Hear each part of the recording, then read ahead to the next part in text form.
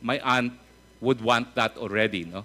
So what we did was we hired one of my friends, one of my lawyer friends who knew everyone, who knew my aunt, who was a retired judge, who knew my brothers and sisters, who knew me, to act as trustee because we were in the process of allocating the correct amount of shares for everyone. Because what happened was when the Parañaque sale happened, two of my siblings did not join us in the investment. So we had to reflect, we have to put it first in the name of a lawyer in trust as we arrange eventually how the property will be divided amongst us. No? Unfortunately, my aunt has since died, and we are now in the process of settling her estate.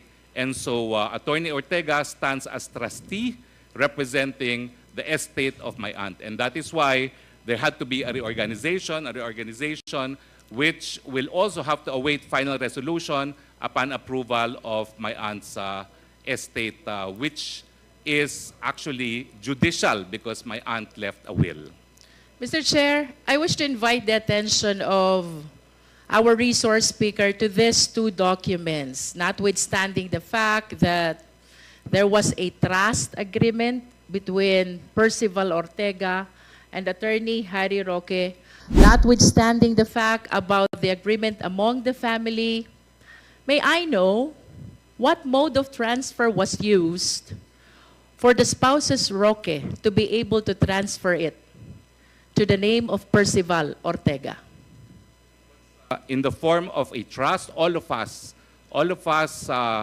executed trust agreements to Percival Ortega because he will be eventually the one to divide amongst us the property, also pursuant to what the judgment of the estate court will adjudge. May we direct the resource speaker, Mr. Chair, that we be furnished with a copy of this trust agreement? Mr. Chair, with all due respects, this is a legislative inquiry on POGOs, and I think it has become too personal already. Mr. Chair? I will submit a copy of the deed of sale of the property to show that the money that we used to acquire the property in Bataan was legitimately sourced and did not come from POGOs.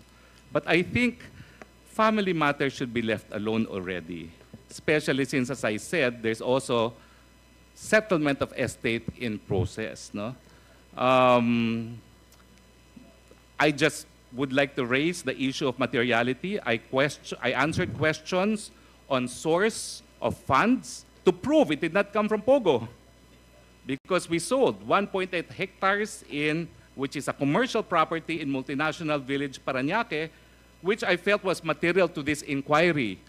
But to inquire now even on family trust affairs, I think it's too much already. I think I have shared what the committee should know, that we had funds to acquire the land and legitimately sourced through a sale transaction which is duly documented, and I will submit a copy of the said document, including also a copy of the zone evaluation in the area to indicate at least minimum price by which we sold the 1.8 hectares. With all due respects, Mr. Chair.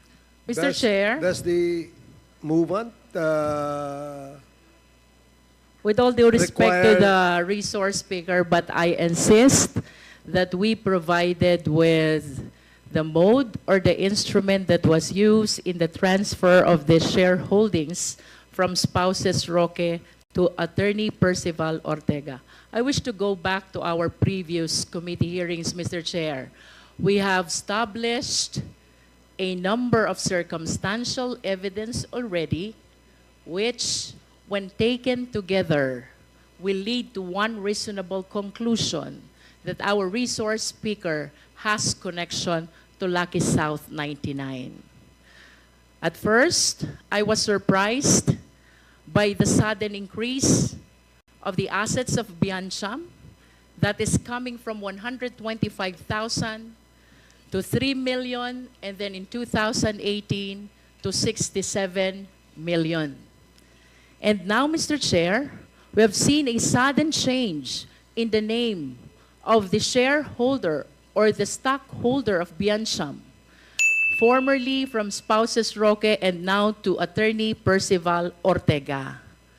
I wish to rule out, to verify, ito po bang mga movement ng pera na ito, after all, he is the one who mentioned na hindi ito galing sa Pogo. Let the Quad verify kung saan nga nanggaling ang mga perang ito, Mr. Chair.